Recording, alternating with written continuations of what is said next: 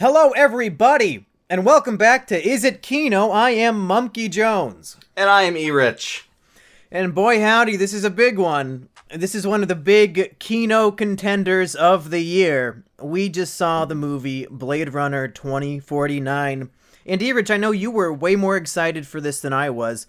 When I saw the trailers for this, my first thought was, you know that episode in The Office when Michael Scott sees that Toby is back and he's just yelling, "No! God, no! Oh God!" That was me. Like, really? You're gonna ruin another cherished classic film that you're gonna make a sequel 35 fucking years later? Why? Why the fuck? And I was planning on boycotting the movie. I thought it was gonna be shit. I love Denis Villeneuve, the director. I love every single one of his movies, even though Arrival I thought was a little mixed. But even knowing that he was directing it, I was not looking forward to this, and I didn't want to see it. But then, man, those initial critical responses piqued my interest real hard. So let's hear it, E-Rich. What did you think of Blade Kino 2049? I think that title is perfect. Like, basically, it is Blade Runner Kino. So I feel like I can't really talk about this movie without at least somewhat spelling out my thoughts about the original Blade Runner, which is that I'm just not a big fan of it. It's fucking boring. It is boring. I mean, I think there's a lot of good ideas in it. There's a lot of great art direction. It looks really cool, and the world they construct is interesting. Is like the Beatles for me. I recognize that it's good and that it was very influential, but I would never choose to watch it, and I don't really care for it myself, but I can see why it's such a big deal. And the thing is, because it's got such a reputation, and like there's all these like theories around it and everything, like I always came back to it and just thought, this is the time. This third or fourth time is when I'm going to come back to it. I'm going to really like it this time. No, I never did. I just watched it again yesterday. And I still feel the same way about it. Like, I always thought, well, because, like, the first couple times I tried to watch it, I was so fucking bored out of my mind that I, like, fell asleep. So, like, I just couldn't get my mind around. But I, like, basically, the main characters in that movie are almost non-existent. There is maybe one good character, which is the Roy Batty replicant, who at the end has that great speech about tears in the rain. Rutger Hauer, right? Yeah, Rutger Hauer is just fucking great in that movie. Hobo with the shotgun. Yeah. So, like, basically, it's a movie that I respect for doing something interesting in that time with the sci-fi genre more than I really like as its own movie. But coming into this, why I was so excited is because I hear it's a Blade Runner movie. My interest is already piqued because I think what you do with a sequel can be interesting, especially if the original is kind of not so great for me. You can expand upon things. You can make it feel better. Like Dumb and Dumber 2. Like, you can just make a sequel that just blows people's minds, and it's really good. Or Austin Powers, The Spy Who Shagged Me. Hey, shut the fuck up. All three Austin Powers are good unironically. Shut the fuck up. Hey, I actually really love fucking Goldmember. Well, why are you breaking this shit up then? Austin Powers is great. No. I was just fucking around. But okay, so fuck you. With the sequel, you can add more depth to the original. You can make the sequel itself better than the original was. And when I heard Denis Villeneuve was attached, I was fucking excited. When I heard Roger Deakins was going to do cinematography for the movie, I just knew it would look beautiful, and it does. Hans Zimmer is doing the score. The score of the original movie is great. It's done by that was Hans Zimmer? Yeah, Hans Zimmer alongside somebody else. I don't fucking know who it is. It was deafeningly good, just like Interstellar. He's really good at just blasting you. Yeah, the score is like a mix of like the music from the Mass Effect games with the Blade Runner movie, also with, there was something else, but I forget. All right. So basically, I went into the movie saying everyone who's taking part in this, in making the movie, is pedigree. They are like well-known people who can judge quality and say, let's actually put our time into this. Hampton Francher, who wrote the first movie, came back to write this one alongside Michael Green. So, I mean, like, basically, they've got all the people, all the talent is back. I mean, by all the talent, I mean basically Harrison Ford. I think he's the only person who's coming back from the original one. And while you could certainly say he doesn't have a great marking of quality with Kingdom of the Crystal Skull, and maybe if you're like me, Force Awakens. Yeah. And that was another problem for Yeah. me, was like, this is Harrison Ford's third attempt at bringing back a classic character, and the first two I did not like. Like, Yeah. oh boy. And I am like, but basically, like, as much as I'm kind of mad on Harrison Ford coming back, Ryan Gosling in this role. Gosling, I keep saying he's one of probably my top three favorite young actors that are like you got your Jake Gyllenhaals, you know, like these actors who are going to be legends one day, if not already. Yeah, definitely. So all of that made me anticipate this movie, and I was not disappointed. I was actually blown away by what they were able to accomplish. It is a long movie. I should say that I saw this movie. Yeah, it's interesting that we both think that the first one is boring, but I think this one is a bit longer, and I also don't think that this one is boring. No, exactly. It is longer. Like, I mean, I saw this at 10:30 at night, and I went until about 1:30, 2 a.m. to watch this. So I was pretty tired all throughout it. I will be seeing this again on IMAX just because it's fucking gorgeous. The soundtrack, like, if there's one thing about IMAX theaters I love, it's the giant booming theater speakers alongside the giant fucking screen. So, like, this is a movie that deserves to be seen on the biggest screen you can find. It's beautiful. It's well crafted. It's well made. It's well thought out. It actually adds more to the original movie than I think even the original movie somehow brought to itself. This movie gave me a lot more to think about, and I think has a lot more philosophical implications, I guess to say, than like the first one. Like the first one, like, okay, are these fucking we're treating them like slaves? Oh, it's an allegory, blah blah. But this one, there's so many different things to look into and to think about. Maybe I just couldn't get into the old one for some reason, but I didn't think it was nearly as smart as this new one. No, you're right. The original one brought up a lot of interesting ideas and then proceeded to do almost nothing cool with them. Yeah. And so basically this movie takes all of the interesting, like, ideas the first one kind of promised and then executes on it while also adding to, I mean, like, they don't fucking spell out whether Deckard is a replicant or not, which is nice. And they don't need to. Yeah, people who are delusional and think he is a replicant, they can keep going and thinking that he is. And people, and smart people, intelligent people, good people like me, we can keep thinking that he's human and be perfectly fine. So, I mean, I think they do themselves only a favor by kind of striking a balance between these two things. And I just think Ryan Gosling's character is way more interesting than Deckard was in the first movie. By far. Harrison Ford is such a just blah in the original movie. It's really frustrating because that movie is so well liked and loved by a lot of people who seem to know their shit. He even sabotaged the original film because when they forced them to do that voiceover, like, he just phoned it in so terribly that, like, the original theatrical cut of the film it's so severely damaged by those things that the studio forced them to do. Where this new movie, I feel like Denis Villeneuve, he's such a proven creative genius that they said, do whatever the fuck you want, Denis. We know what you got going on. And that's why I was baffled coming out of this movie, because they somehow said to Denis Villeneuve, here's $150 to $185 million. Go and make a fucking Blade Runner sequel. Yeah. And I don't know whether they're delusional. I don't know what's going on. What I think actually happened is they basically think that anything that has a pre-existing name on it is something that they can sell. So let's just do a sequel to anything. Blade Runner. Is this movie supposed to make a lot of money? Well, it's not gonna like it's just not gonna do like superhero movie money as far as I know. I don't think that a 3-hour really deep philosophical sci-fi epic that only comes out once every 10 years. I don't know if that's gonna make a lot of money. I don't know if that's gonna strike audiences as much as a studio would think it would. I'm hearing from friends that their screenings have been fairly well attended. Mine was not. The 10:35 last night. Yeah, mine was pretty empty too. But yeah, part of me is really pissed at the producers and everything for saying, "Oh, well, we'll make tons of money out of Blade Runner." Because, like, no, you won't, because like the original movie did not fucking break any records. It did not do that great. It's only become a cult classic in the years since. And putting all of your fucking money and resources into a Blade Runner sequel is not going to, like, give you a whole lot of profit margin. However, I'm so happy they did it because we get a great fucking movie out of the deal. And I'd rather have the good fucking movie than them whittle away with dumb fucking shit. like they would Yeah. otherwise. So yeah, I mean, like I'm just so happy that they were able to make this movie as good as it is, and I just had a great time with it. Holy shit.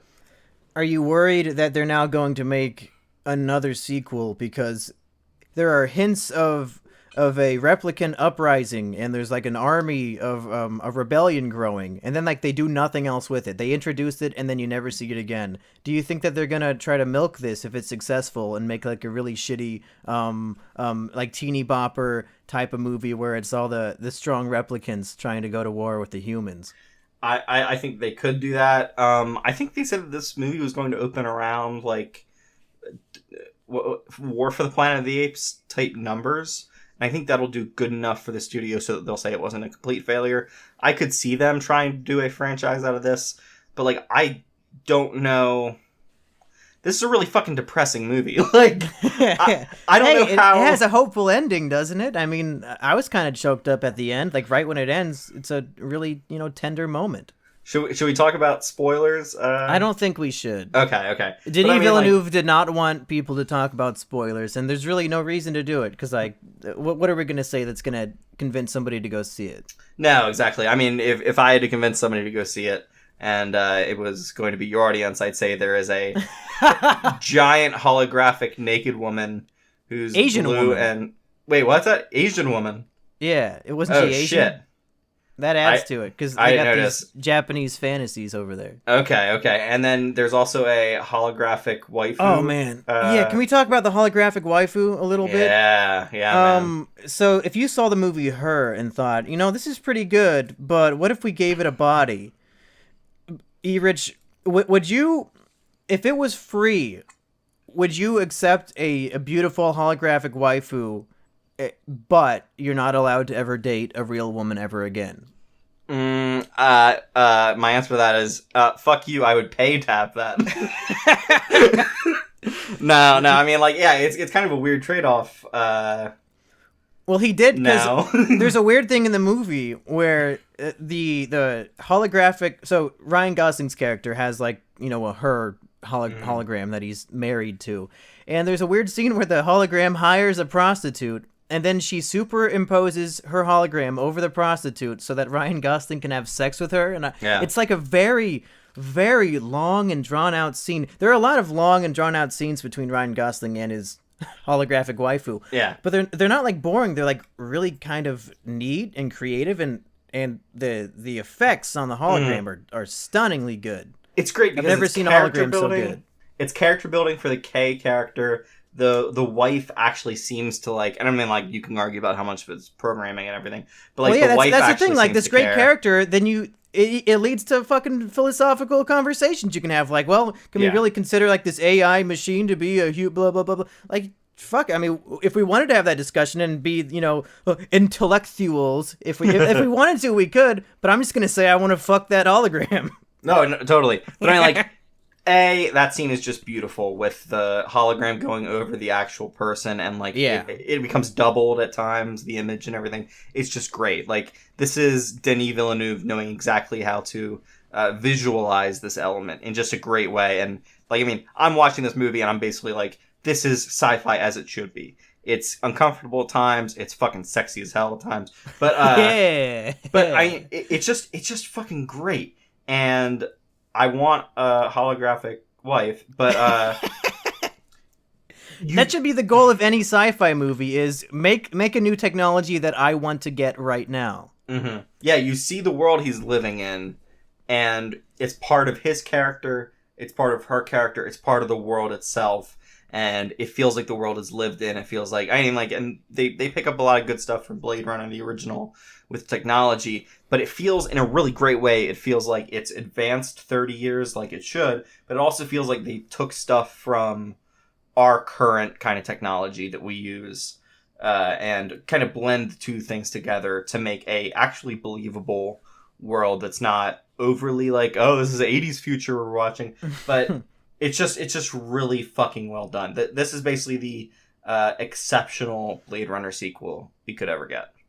I think it's as a rule, I like to say, don't make a sequel to something from 30 years ago, and in fact, maybe just don't make sequels at all. Just give me something new.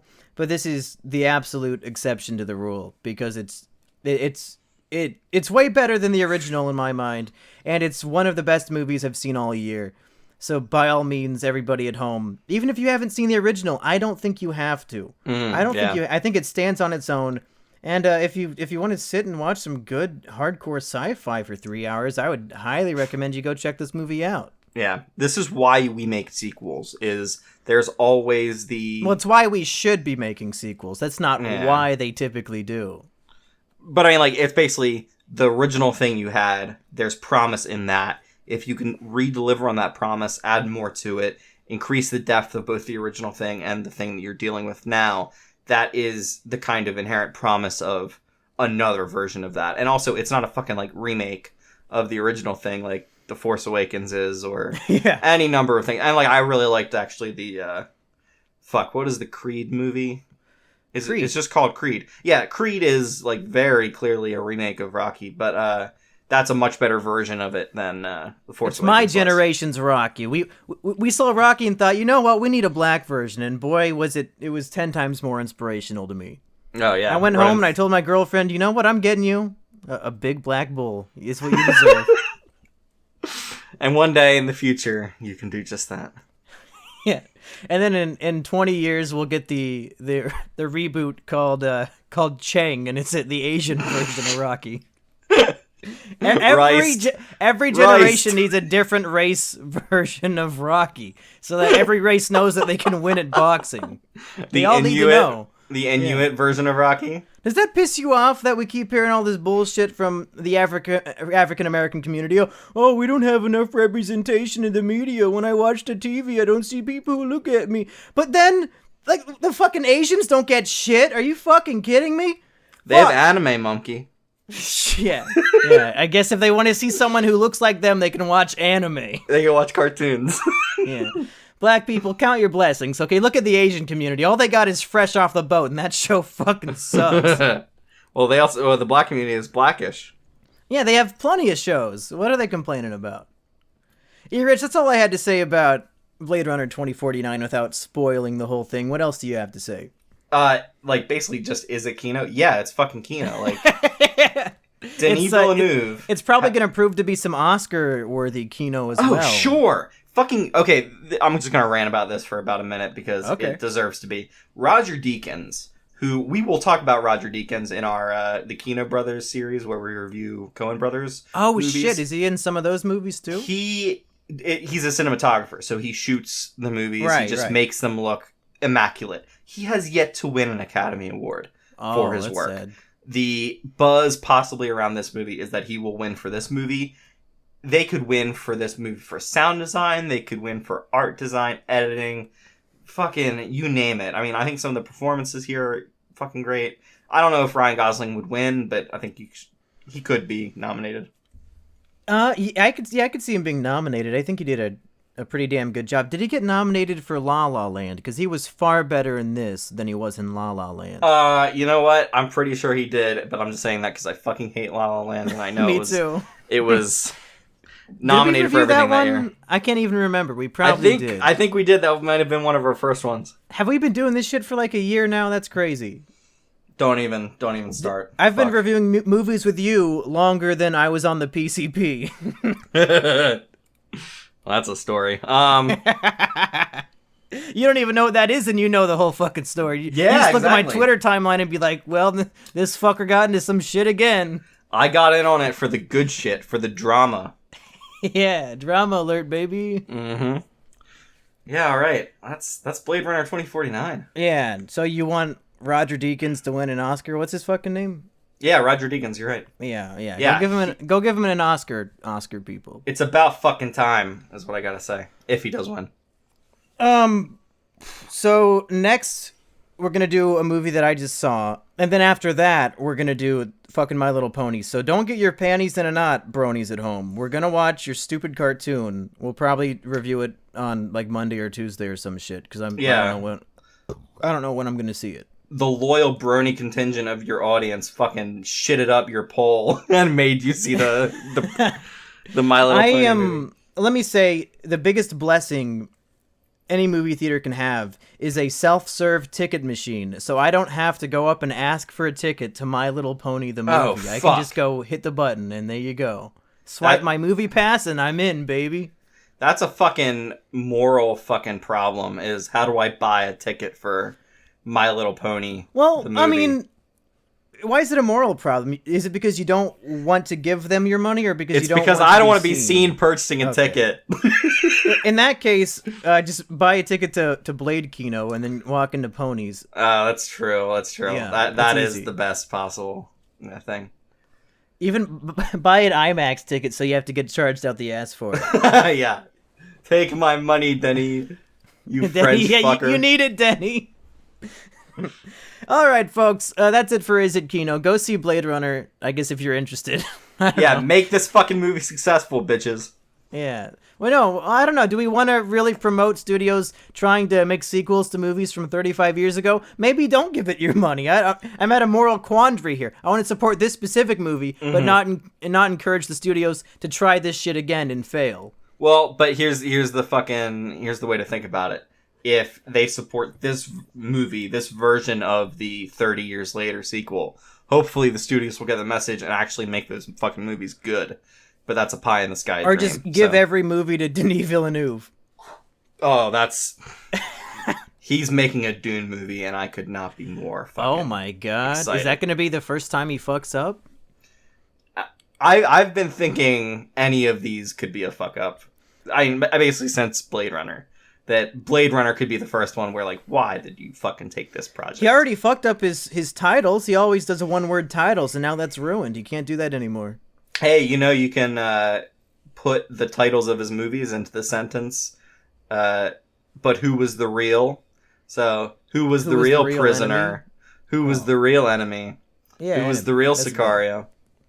Who was the real Sicario? Who was the real Arrival? Who was the real Blade Runner 2049? And that's the wrap. They should have called the movie 2049, and then he wouldn't have to... Hey, everybody, that's been fun. We're going to stop this now before we ramble on all night. See ya. Fuck off.